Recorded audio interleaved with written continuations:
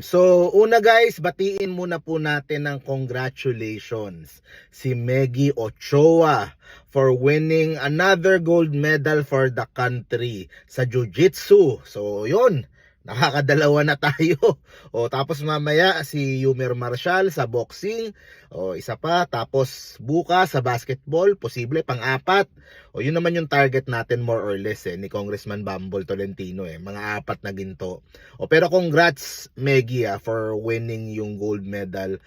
Talagang nakakamangha yung pagkapanalo mo. Okay, so yun. Gusto ko lang din sabihin bago tayo pumunta dun sa main topic. Sinabi ni Coach Tim Cone na kung gaano ka-special sa kanya yung pagkapanalo nila over China. Okay? Sabi niya, it's special.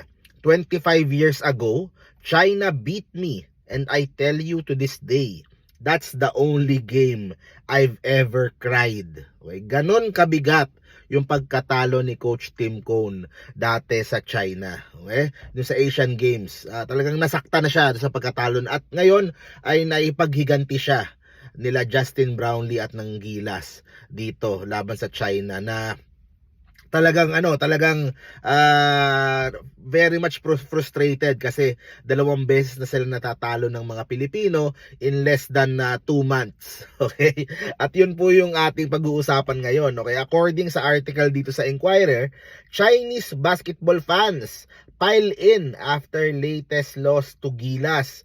Hindi po matanggap ng mga fans ng Chinese national team na sila po ay 2 beses sunod-sunod na tinalo ng ating Gilas. Masakit po sa loob nila. Okay? Kasi po yung basketball ay isa large sport sa China. Kumbaga love din niya ng mga tao dyan. Kaya po masama po yung loob nila. Basahin po natin pagkatapos mag-react tayo. Ayun. So, fed up Chinese fans berated and mocked the men's national team after an agonizing 77-76 defeat in the Asian Games semifinals. The hashtag Chinese men's basketball lost twice to the Philippines in 32 days received 28 million views on Chinese social media site Weibo. Pagkatapos po ng pagkatalo. Tingnan nyo, pati sa kanila, trending din yan. Hindi lang naman sa atin yan. Watching you play basketball is a form of pain, isn't it? Sabi nung isang meme daw. Tapos, sabi dito, basketball is hugely popular in the country, but the men's team has consistently failed to meet high expectations. Despite yung si Yao Ming playing a lead role in the sport. Hindi katulad nung dati na talagang nadodominate nila yung pong basketball sa Asia. 'Di ba? Doon sa World Cup nga na bottom of its group tapos natalo pa sa classification sa atin. Fans online once again accused the team of being spoiled by their high salaries and VIP treatment. All you can think about is making money, sabi ng isang user. But you have to do your job well while making money. O, diba? Hindi lang sa atin uso yan. Pati sila binabash din. Kasi mataas ang expectation sa Chinese basketball team. And perhaps the biggest insult of all, another warned the basketball team was in danger of being on par with the much derided national football side. Ayun. So, they blame the Chinese team's lack of familiarity with major international competitions. So, nagtuturuan na din sila. Since the end of 2019 World Cup, Chinese basketball has reduced yung mga exchange niya with the rest of the world, sabi nung isang writer. Pointing to the CBA shift away from bringing in foreign players. So nagtanggal pala sila ng mga import dahil sa COVID. So parang humina siguro yung quality ng play nila o ng mga players nila. So ayan, masaya ako dito sa balitang yon, lalo na yung mga issue doon sa mga barko natin, sa mga bangka natin, 'di ba? So masaya ako na sila itong namomroblema at nafo-frustrate sa kanilang basketball team. At tayo yung may gawa nun sa kanila dahil 2 beses na sila natin natalo ng World Cup at ngayon sa Asian Games. So ano ang pinakapunto ko dito? Kasi parang maraming maraming mga tao din sinisita na ano ba yan kayong mga basketball fans, ganyan-ganyan, puro hindi kayo tumutok sa ibang sport, hindi kayo parang parating binabash yung mga tayo for how much we love basketball.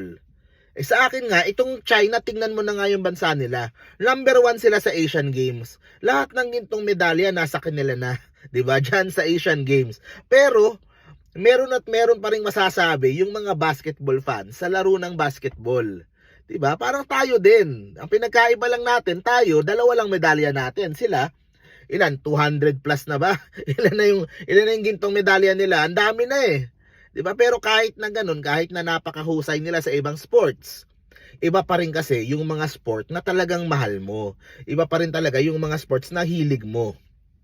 So parang sa kanila, siguro football, o sa kanila siguro itong basketball, 'di ba? So napaka-importante na doon ka mananalo. 'Di ba? Kahit na marami kayong medals, 'di ba? Hindi iba eh. Iba pa rin yung ligaya kapag nanalo ka doon sa sport na nilalaro mo o doon sa sport na sinusubaybayan mo. So yun yung punto ko dito. China na nga yan eh. Nakukuha pa rin nilang i-bash, 'di ba? Ano pa kaya tayo? 'Di ba? Na mas baliw sa basketball. So sa akin, wala sa wala sa laki ng bansa yan o sa galing sa ibang sports yan. Kapag mahal mo yung isang sport, 'di ba? Matalo ka na sa ibang sports lahat, basta kailangan manalo ka dito. For example, hockey, 'di ba? Sa Russia, sa Canada. O kahit wag na silang manalo ng ibang medalya, basta maka-gold medal sila sa hockey. Ganun kasi yun. Ganun ang epekto ng isang sport sa mga tao. Kumbaga kung saan ka masaya, kung saan ka maligaya, kung ano yung sports na nilalaro mo o tinututukan mo, yun yung gusto mong manalo yung bansa mo. It doesn't matter kung malaki ka o maliit ka na bansa. So justified yung pagiging obsessed natin, yung pagiging kritiko natin sa ating basketball team. Dahil kung sa China nga nagagawa nilang ganyan, sa atin nga, demokrasya pa tayo, sa kanila nga bawal mo ngang sitahin yung gobyerno, nagagawa pa nilang gumawa ng ganyan. Sa atin pa kaya na malaya tayo nakakapagsalita ng kahit ano, di ba? So sa akin, yun lang, kumbaga normal lang tayo, normal lang yung ginagawa natin pagdating sa basketball. Normal lang na kahit ang daming ibang sport o kahit pwede tayong mag-excel sa ibang sport, ito pa rin ang pinapanood at tinititigan natin at gusto nating magginto. At tingnan mo naman, rewarding naman pag nananalo, 'di ba? Sobrang saya naman sa feeling.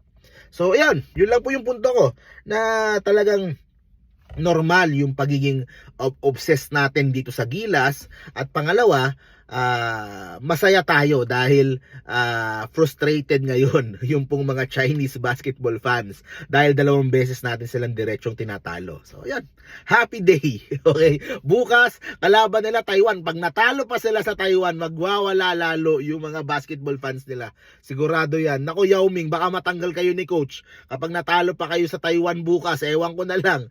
Naku Danda, baka magsimula yung wag naman sana. Diba? So abangan nyo bukas sila muna, bronze medal sila, Belat, at tayo 8 PM sa gabi. So manood tayo dyan, okay? Naku, masaya yan bukas. So thank you very much po. See you po sa next video po natin. Stay safe parati guys. Let's go Gilas! Isang tulog na lang bukas. Gold medal, Asian Games. Let's go!